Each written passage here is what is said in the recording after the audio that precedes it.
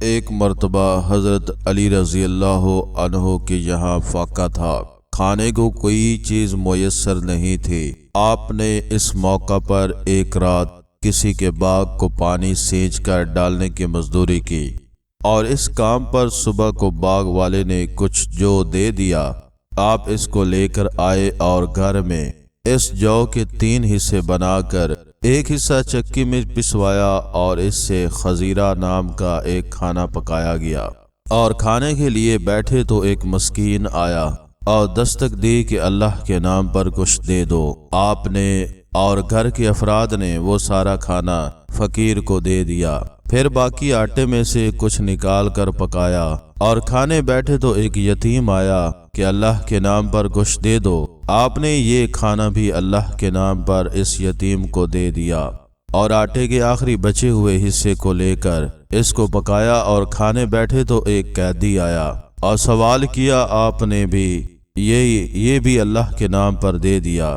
اس پر ایک آیت کریمہ نازل ہوئی، وہ اللہ کی محبت میں مسکین و یتیم قیدی کو کھانا کھلاتے ہیں۔ بھائیو، یہ اللہ کا کام ہی ہوتا ہے کہ کوئی سخاوت کا کام کیا کرے، اور یہ کام حضرات صحابہ پر اللہ کا بے حد تھا، اس لیے وہ حضرات حیرت انگیز قسم کی سخاوت بھی کرتے تھے، جس کا ایک نمونہ یہ بھی ہے۔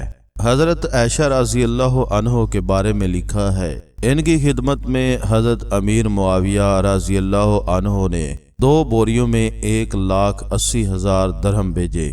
حضرت عائشہ نے ایک طباق منگوایا اور یہ ساری رقم لوگوں میں تقسیم کرنا شروع کر دیا۔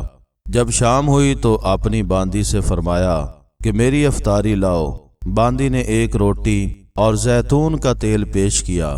حضرت عائشہ رضی اللہ عنہا کی ایک خادمہ ام درا تھی، انہوں نے عرض کیا کہ کیا آپ نے جو مال تقسیم کیا، اس میں 1 درہم کا گوشت ہمارے لیے نہیں خریدا جا سکتا جس سے ہم لوگ افطار کرتے؟ حضرت عائشہ رضی اللہ عنہا نے فرمایا کہ اگر تم نے مجھے یاد دلایا ہوتا تو میں خرید لیتی۔